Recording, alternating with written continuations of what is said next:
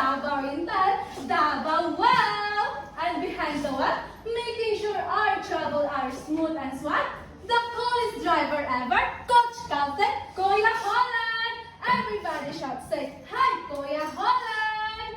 Hi, Kuya Holland!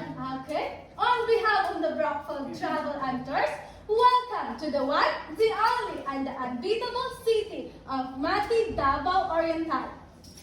Home to the warm, smiling, and hospitable Matiñas, where the paradise meets the roaring wave of the Pacific. As your as a proud Matiñas guide today, I will give you a million reasons to smile and fall in love with our home. And are you all excited? Yes! I can't hear you. Are you all excited? Yes! Okay, the energy is on the point.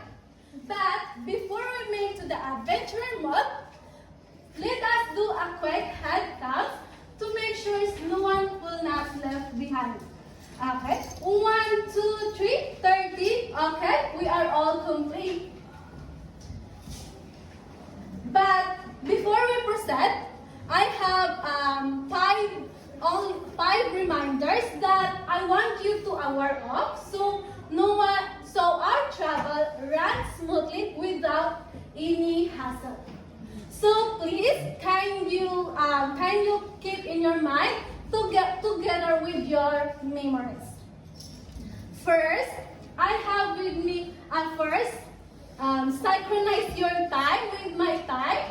The time with me is 8 a.m. Are we all the same? Yes! Okay. Second, I have with me a yellow flag that I will wait time to time, so you can easy to locate me. And this is also serve you a signal when we will go to our second destination, the Subangan Provincial Museum. And the color of our bus is yellow with a red and blue-white touch. And our plate number is LYE611. Our plate number is LYE611. Third, I have with me a bell that I have with me a bell, and please listen closely to the sounds. If you heard the bell strike twice, that means your time is up. And you need to line up in front of our bus. And fourth, I have with me a first aid kit in case of emergency. And last, observe body safety. Walk in park so no one will not get lost. So, everyone, may I have your attention? Let's bow our head and hold our presence in God. Lord God Jesus, we ask your presence and guidance protections when we start our precious morning. And thank you, God, for this day. Amen. May I have the final count before we begin to our official tour today? 1, 2, 3, 29, 30 plus me, your tour guide. Let me just give you a quick itinerary review. We are now leaving at our jump-off point, which is the Mati City. Our first destinations, the Sleeping Dinosaur Island Beauty. And then, next to it, we will go to our second destination, the Subangan Provincial Museum. After visiting the Subangan Museum, we will go to our next destination and third destination, the Mati Park Baywalk. And then after that, we will go back to our drop-off point, which is Mati City is also a province that known as a coconut capital of Mindanao.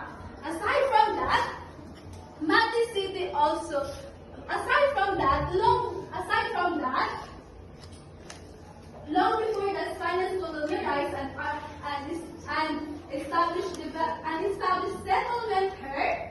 Do you know that this land was already a proud role by our Mandaya ancestors? Right? Pretty cool, right? But that's just the beginning. Mati City got a lot of exciting and adventurer waiting around every corner. And now, ladies and gentlemen, we have finally arrived to our very first destination. Welcome to the breathtaking Sleeping Dinosaur Island. This natural land formation it was called Sleeping Dinosaur because it looked like exactly like a giant prehistoric creatures resting peacefully at the sea. And it's also a favorite destination for adventurers who want to take the scenic road and ride a boat to experience the land up close. Please remember to our very, very, very important guidelines because here is the plan today.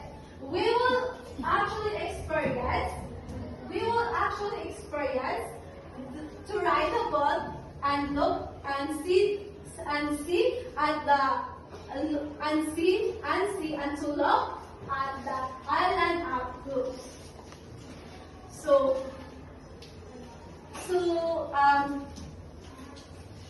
But before that, just give me a few seconds. But don't worry. Before our tour began, I already asked for my fellow locals here. I already asked for permission to my fellow locals here.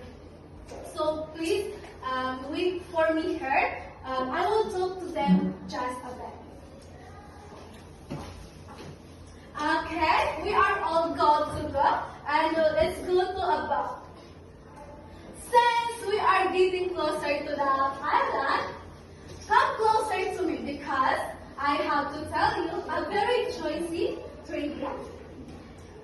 Before it was called Sleeping Dinosaur, we call this place Tantay Daga. Yes, Tantay Daga, as in Tantay Daga. Do you know what that means? No. Tantay Daga is a Bisaya Mandaya word that means there's a white, beautiful girl walk along into the sleeping dinosaur backbone. And according to my fellow Lucas Chica here, she walked a very, very long way until she reached at the top or the head of the sleeping dinosaur. So that's why here's a friendly pet.